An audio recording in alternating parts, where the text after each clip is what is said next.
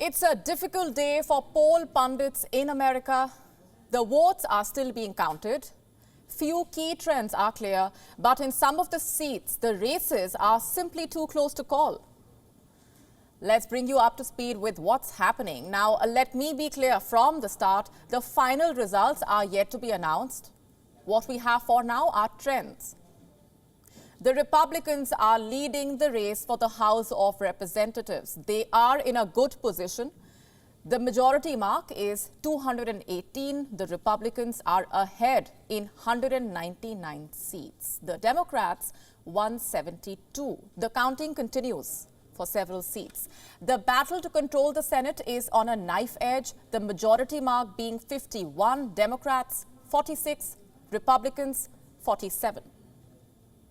Why is it taking so much time to declare the results? Well, millions of votes were sent by post. Those mail-in ballots need to be counted by hand. So it might take a few more days before we have the final results.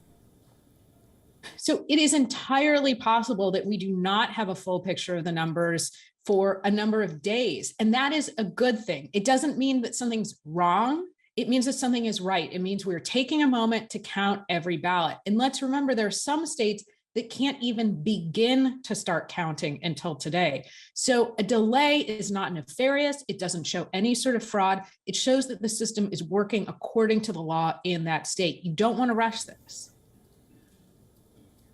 So that's why it will take time. However, we can pick up some signals from these trends. So far, there are three clear takeaways. Number one, the Republicans will likely control the House. We showed the numbers to you earlier. They speak for themselves. What we don't know yet is the margin of the victory. Will the Republicans have a strong majority, or will they get ahead by a thin margin? Experts say it will most likely be a thin majority even if the Republicans win the House. At this point, we're not sure exactly who's going to be in control of Congress, either the House or the Senate. There are a lot of races where counting is close, and we haven't been able to determine exactly which party is going to have the leg up in either chamber. But it's clear that if we do go into this next session of Congress with a slim majority on either side, it will continue to be contentious. There will be hard-fought debates on any number of issues. And that brings me to takeaway number two. There is no red wave. Earlier, many pundits had hinted that the Republicans will sweep these elections and the Democrats could lose a huge number of seats. Well, that has not happened. The Democrats have managed to flip key counties that voted Republican before. And one of the biggest upsets for the Republicans is Pennsylvania. There, John Fetterman has defeated Mehmet Oz. Oz is a TV host and heart surgeon who was endorsed by former President Donald Trump. We launched this campaign almost 2 years ago, and we had our slogan. It's on every one of those signs right now. Every county, every vote. Every county, every vote. And that's exactly what happened. We jammed them up. We held the line. I never expected that we were going to turn these red counties blue, but we did what we needed to do, and we had that conversation across every one of those counties. And tonight, that's why I'll be the next U.S. Senator from Pennsylvania. The dust is yet to settle though, but some of the most radical expectations have been shattered.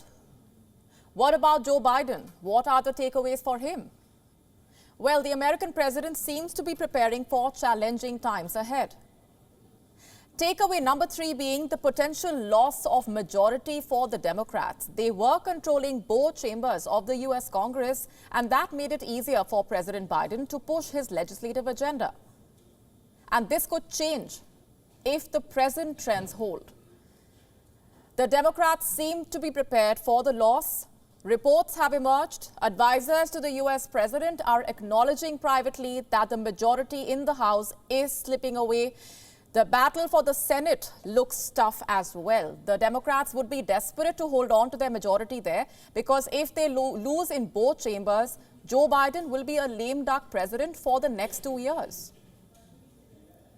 And guess who is waiting in the wings to seize the moment? Former President Donald Trump. Well, thank you very much, everybody. This has been a very exciting night. We have some races that are hot and heavy, and we're all watching them here. The numbers have been amazing so far. Now, this is just up until this point. But as of this moment on endorsements, with the nominations, we had a total of 330 endorsements on nominations. This is only on nominations. This isn't for tonight. And of the 330, we won 200. We won 324. WION now available in your country. Download the app now. Get all the news on the move.